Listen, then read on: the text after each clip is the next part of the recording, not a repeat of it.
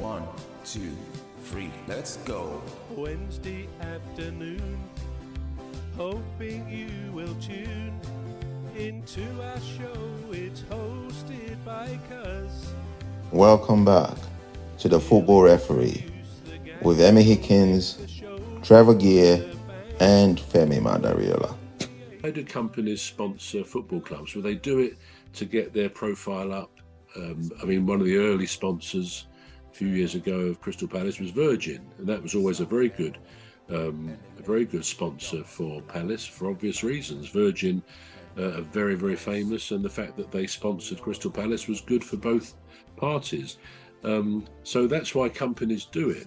Now, the whole point, it's all about marketability, isn't it? It's all about, as we say, the Premier League in demand around the world. So the theory, and I guess the practice, when all these matches are screened to literally billions of people around the world, then those sponsors, both on the shirts, on the sleeves, maybe around the ground and the advert hoardings, are going to be seen by millions and millions of people. Whether we always take those in, it's kind of subliminal, isn't it? We see them without looking at these things going around on these advertising electric hoarding things, and of course on the players' shirts we get close-ups of the players.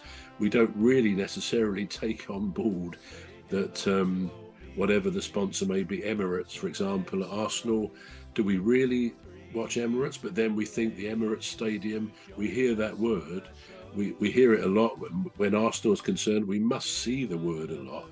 So there's a lot of brilliant advertising for that, as I understand it, that excellent airline and the planes they fly.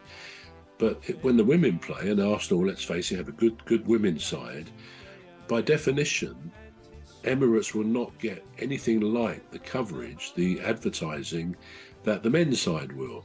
So maybe that's the principal argument against what Karen is saying, because it must have to do with the output of that advertising. And if you're reaching millions on the one hand and you're reaching a few 100,000, however much that is growing, maybe that discrepancy would not warrant splitting the money in half.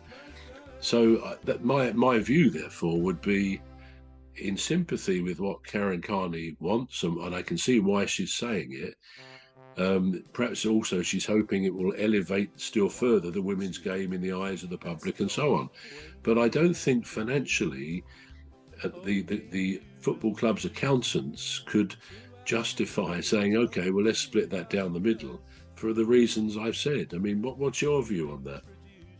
Well, I think if they go down the political route, which is shaming the sponsors by saying, well, you don't support women.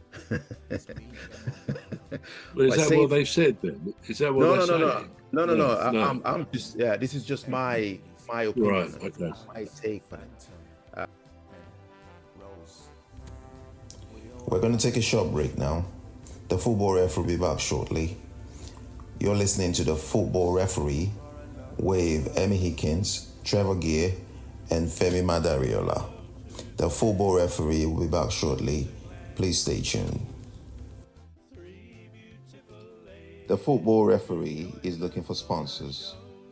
If you're a business out there looking to spread the word about the products and services you offer, please get in touch on our website, deepstuffrecords.com. And also, if you're looking to get involved on this show, please reach out via our Facebook page, Deep Stuff Radio or Deep Stuff Records. Thank you.